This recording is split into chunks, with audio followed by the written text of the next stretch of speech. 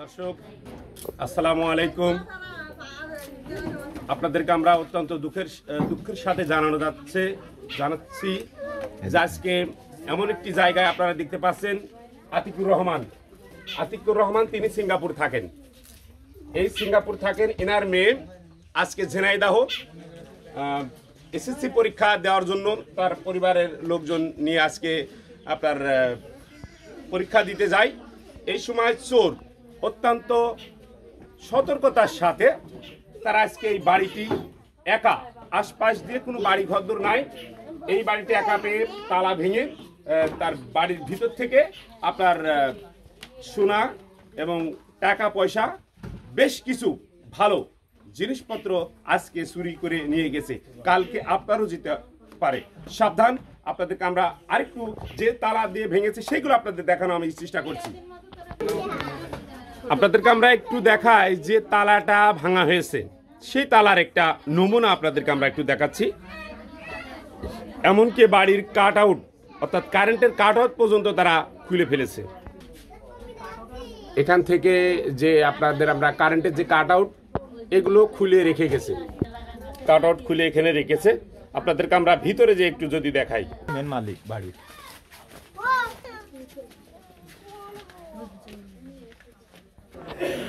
দর্শক ও ভাই বন্ধুরা আমার, আপনারা যারা আমাদের সাথে যুক্ত থাকবেন, আসলে যে ঘটনাগুলো প্রতিনিয়মিত মুসলমান বলেন হিন্দু বলেন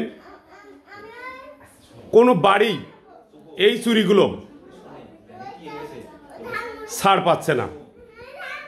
মাস কয়েক আগে আমাদের প্রাণপ্রিয় ভাই ডিএসবির রাশেদ ভাই তেঁতুলবাড়িয়া একদম বৃষ্টির ভিতরে তার বাড়ি কিন্তু চুরি ডাকাতি হয়েছে। তার পরপরই আগদে পদ্মে মুক্তারের বাড়ি ডাকাতি হলো। এই যে অনিয়মগুলো আসলে ঘটছে, আসলে কারা করছে? মনি, তোমার নাম কি? আপ্রীতি। তোমার আব্বুর নাম কি? তোমার আব্বুর নাম কি? আতিকুল। এই বাড়ি তোমাদের চুরি হয়েছে আজকে? তোমরা বাসায় ছিলে না?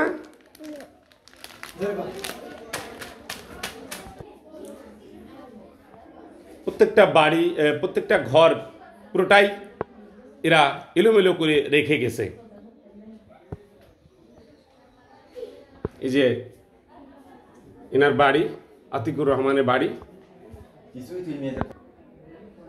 আপনাদেরকে আমরা দেখাই। এর ভিতরে বেশ কিছু জিনিস ছিল, সেগুলো নিয়ে গেছে।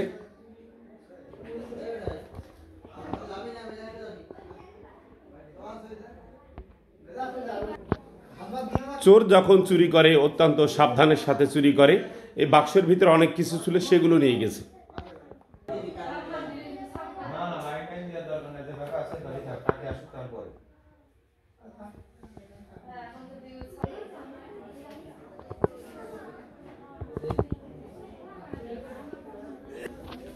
এমনই চোর বাথরুমের দরজা পর্যন্ত তারা ভেঙে ফেলেছে আজকে।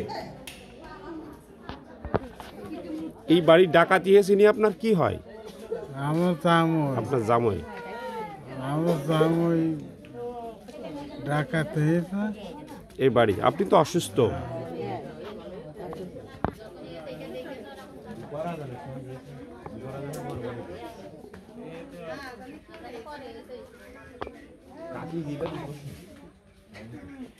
আজ এ পর্যন্তই। অজানা তথ্য পেতে আমাদের দবির আলী নিউজের সাথে থাকবেন।